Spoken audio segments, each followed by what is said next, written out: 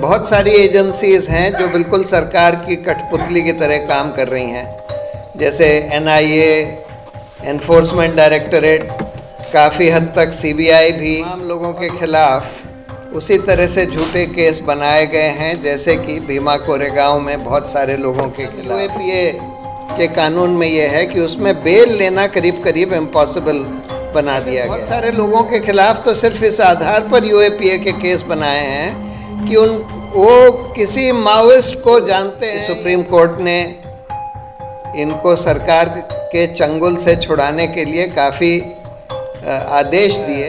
NIA और ED वगैरह तो बिल्कुल सरकार के ही कब्जे में। पर सैटरडे को स्पेशल बेंच बनाकर इमरजेंसी पर रोक लगा दी गई। मेरी राय में ये बिल्कुल ही बेंच ऐसे जजेस की बनाई गई जिनके पास क्रिमिनल रोस्टर नहीं था। एजेंसीज हैं जिन्होंने झूठे केस बनाए, ये जो ऑफिसर्स हैं जिन्होंने झूठे केस बनाए, उनके खिलाफ कुछ नहीं होता। सब यंग लोग आए हुए हैं, ये बहुत बड़ी बात है कि हिंदुस्तान में रेजिस्टेंस अभी जिंदा है। प्रोफेसर साईं बाबा और उनके दूसरे और प्रशांत राही और हेम मिश्रा और तमाम लोगों के खिलाफ उसी तरह से झूठे केस बनाए गए हैं, जैसे कि भीमा कोरेगांव में बहुत सारे लोगों के खिलाफ या दिल्ली राइट्स में बहुत सारे लोगों के खिलाफ। और ये एक पैटर्न आज हम लोगों को दिख रहा है पूरे हिंदुस्तान में कि जो अच्छे एक्टिविस्ट हैं, जो सरकार के खिलाफ आवाज़ उठा रहे हैं, या जो मानव अधिकार, खासकर आदिवासियों वगैरह के मानव अधिकार की रक्षा कर रहे हैं, उनके खिलाफ सरकार अपनी एजेंसीज़ को यूज़ करके, और ये बहुत सारी एजेंसीज़ हैं जो बिल्कुल सरकार की कठपुतली की तरह काम कर रही हैं, जैसे एनआईए, एनफोर्समेंट डायरेक्टरेट, काफ़ी हद तक सीबीआई भी, और लोकल पुलिस जो स्टेट की पुलिस होती है वो तो करती ही है। और ये सब इसके बावजूद है कि सुप्रीम कोर्ट ने पुलिस रिफॉर्म्स पर कई सारे आदेश दिए। वो भी ज़्यादातर आदेश ज़्यादातर राज्यों ने माने नहीं हैं, अभी तक इम्प्लीमेंट नहीं करे हैं। और जहाँ इम्प्लीमेंट हो भी गए हैं वहाँ पर भी हम देख रहे हैं कि उनको किसी न किसी तरह से विफल कर दिया गया है। और ये सारी इन्वेस्टिगेटिव एजेंसीज ज़्यादातर सरकार की कठपुतली की तरह काम कर रही हैं।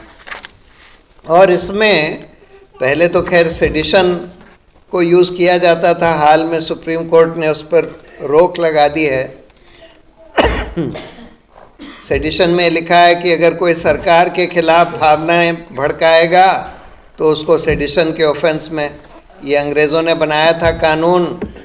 और यूएपीए एक ऐसा कानून है जिसमें तकरीबन अनलॉफुल एक्टिविटीज़ के डेफिनेशन में वही चीज़ लिख दी गई है जो सेडिशन में लिखी गई है कि सरकार के खिलाफ, सरकार नहीं, उसमें बस फ़र्क ये है कि उसमें सरकार लिखा है, इसमें स्टेट लिखा है। स्टेट के खिलाफ अगर आप भावना भड़काते हैं तो उसको, चाहे आप कोई वायलेंस ना करें, कुछ भी क्राइम ना कमिट करें, लेकिन सिर्फ भावना भड़काना जो है उसी को अनलॉफुल एक्टिविटी मान लिया गया है। दूसरी प्रॉब्लम यूएपीए के कानून में यह है कि उसमें बेल लेना करीब करीब इम्पॉसिबल बना दिया गया है। नॉर्मल कानून में तो ये है कि bail is the rule, jail is the exception. और बेल आप तब तक नहीं डिनाई करेंगे जब तक इन तीन में से एक चीज़ प्रेजेंट ना हो। नंबर 1 कि भाई अगर इसको बेल दे दी गई तो ये भाग जाएगा और ट्रायल को फेस नहीं करेगा।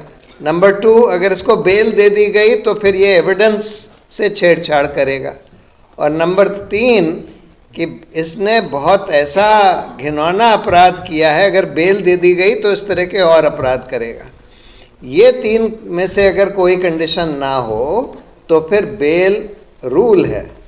लेकिन यूएपीए में ये लिख दिया है कि बेल तब तक नहीं दी जाएगी जब तक ट्रायल कोर्ट इस नतीजे पर ना पहुंचे कि ये आदमी वर्चुअली इनोसेंट है। अब ट्रायल तो शुरू भी नहीं हुई, बेल का तो स्टेज ट्रायल से पहले आता है। ट्रायल शुरू नहीं हुई, अभी से कैसे ट्रायल कोर्ट ये इस नतीजे पे पहुंच जाएगा कि ये इनोसेंट है। तो इसलिए अगर झूठा केस बना दिया जाए, खासकर इस तरह से जैसे रोना विल्सन के खिलाफ बनाया गया है कि उनके कंप्यूटर में कुछ पेगासस का यूज़ करके उनके कंप्यूटर में कुछ डॉक्यूमेंट डाल दिया गया और उस आधार पर उनको चार्ज कर लिया गया, या फिर बहुत सारे लोगों के खिलाफ तो सिर्फ इस आधार पर यूएपीए के केस बनाए हैं कि वो किसी माओइस्ट को जानते हैं या किसी माओइस्ट से उनका कोई संपर्क था। चाहे कोई हिंसा की बात ना हो, चाहे कोई गैर कानूनी काम करने की बात ना हो, सिर्फ संपर्क के आधार पर उनके खिलाफ यूएपीए के केस बना दिए जाते हैं। तो एक ये बहुत बड़ी और सीरियस प्रॉब्लम हो गई है। और जैसे मैंने बोला, काफ़ी प्रॉब्लम तो यूएपीए की है, और हम लोगों ने ये दोनों प्रोविजंस एक केस में चैलेंज करे हुए हैं, जिसकी सुनवाई अब सुप्रीम कोर्ट में लंबित है, अभी हुई नहीं है। और कुछ प्रॉब्लम ये इन्वेस्टिगेटिंग एजेंसीज के साथ है, क्योंकि ये बिल्कुल सरकार की कठपुतली बन गई हैं, इसके बावजूद कि सुप्रीम कोर्ट ने इनको सरकार के चंगुल से छुड़ाने के लिए काफ़ी आदेश दिए, लेकिन वो भी एक तरह से या तो लागू नहीं किए गए या फिर उनको सरकारों ने किसी न किसी तरह से विफल कर दिया। तो इसका एक सल्यूशन तो खैर ये है, क्योंकि एनआईए और एनफोर्समेंट डायरेक्टरेट तो बिल्कुल सरकार की ही एजेंसीज़ हैं, उनमें नियुक्ति भी सरकार करती है, सारा डिसिप्लिनरी कंट्रोल भी सरकार का है। सीबीआई के बारे में तो सुप्रीम कोर्ट ने कुछ उसको इंसुलेशन दे दिया है, ये कह के कि उनकी सीबीआई डायरेक्टर की नियुक्ति एक कमेटी करेगी जिसमें लीडर ऑफ ऑपोजिशन भी होगा, चीफ जस्टिस भी होगा, और बगैर सीवीसी के परमिशन के सीबीआई डायरेक्टर को हटाया नहीं जा सकता। इस तरह से कुछ हद तक सरकार से इंसुलेट किया है। लेकिन एनआईए और ईडी वगैरह तो बिल्कुल सरकार के ही कब्ज़े में है। तो वही सब चीज़ें जो सीबीआई के केस में कोर्ट ने करी हैं, वो सब चीज़ें एनआईए और ईडी और बाकी जितनी जांच एजेंसीज हैं उनमें भी होनी चाहिए। पुलिस के लिए भी सुप्रीम कोर्ट ने इस तरह का कुछ बोला हुआ है। अब जहाँ तक इस पर्टिकुलर केस का सवाल है, जो मुझे पता है उसके हिसाब से देखिए, ये लोग बिल्कुल इनोसेंट हैं, इनके खिलाफ झूठा केस बनाया गया है। जो मुझे पता लगा है कि हाई कोर्ट में सुनवाई पूरी हुई थी, मेरिट्स पर भी हुई थी और इस पर भी हुई थी कि भाई इसमें सैंक्शन नहीं दिया गया और सैंक्शन नहीं लिया गया प्रोसिक्यूट करने से पहले। अनफॉर्चुनेटली हाई कोर्ट ने सिर्फ इस टेक्निकल ग्राउंड पर अपना फैसला दे दिया गया कि भाई सैंक्शन नहीं लिया गया, इसलिए उनको एक्विट कर दिया। कायदे से हाई कोर्ट को मेरिट्स पर भी फैसला दे देना चाहिए था। और अभी भी मुझे लगता है कि अगर सुप्रीम कोर्ट से ये कहलवाया जाए कि भाई अच्छा ठीक है, आपने रोक लगा दी है हाई कोर्ट के फैसले पर, लेकिन हाई कोर्ट को ये तो आदेश दे दीजिए कि वो मेरिट्स पर भी फैसला दे दें, तो मुझे लगता है कि मेरिट्स पर भी उनका एक्विटल हो जाएगा। तो ये मेरी राय में इस केस में किया जाना चाहिए। लेकिन इस तरह से जो रोक लगाई गई, चाहे टेक्निकली एक्विटल हो, उस पर सैटरडे को स्पेशल बेंच बनाकर इमरजेंसी पर रोक लगा दी गई, मेरी राय में ये बिल्कुल गलत था। ऐसा कोई इमरजेंसी नहीं थी कि आप सैटरडे को स्पेशल बेंच बनाएं, और वो भी बेंच ऐसे जजेस की बनाई गई जिनके पास क्रिमिनल रोस्टर नहीं था। तो मेरी राय में गलत बेंच बनाई गई और सैटरडे को बनाने का इसका कोई औचित्य नहीं था, और इतनी जल्दी से इमरजेंसी में हाई कोर्ट का ऑर्डर स्टे करने का भी कोई औचित्य नहीं था।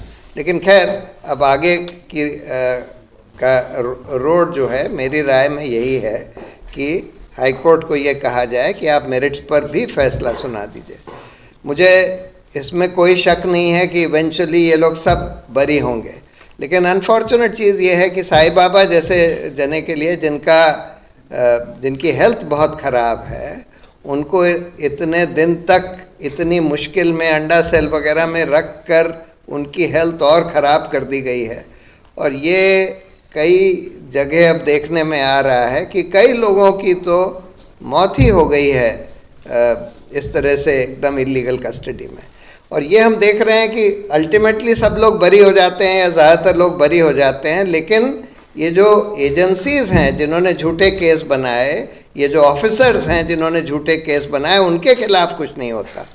तो अब कोशिश हम लोगों की ये होनी चाहिए कि इस झूठे केस बनाने की प्रक्रिया को रोकने के लिए हम लोगों को सिर्फ कॉम्पेंसेशन ही नहीं, उन ऑफिसर्स का प्रोसिक्यूशन मांगना चाहिए और इसकी मांग करनी चाहिए कि भाई हर केस में जब किसी को बरी किया जाता है तो कोर्ट ये भी आदेश दे, अगर उनको लगता है कि बिल्कुल झूठा केस बनाया गया है, पहली बात तो कॉम्पेंसेशन तो मिलना ही चाहिए जो डैमेज हुआ है, जो इतने साल इलीगल कस्टडी में रखा गया है, लेकिन उसके अलावा अगर झूठा केस बनाया गया है तो उन ऑफिसर्स का प्रोसिक्यूशन होना चाहिए, इसकी हम लोगों को मांग करनी चाहिए। तो पर इतने सारे लोग यहाँ आए हुए हैं, सब यंग लोग आए हुए हैं, ये बहुत बड़ी बात है कि हिंदुस्तान में रेजिस्टेंस अभी ज़िंदा है और ये जो जज्बा है जो हम लोगों ने इन गानों में सुना, ये जज्बा भी ज़िंदा है, ये बहुत बड़ी बात है।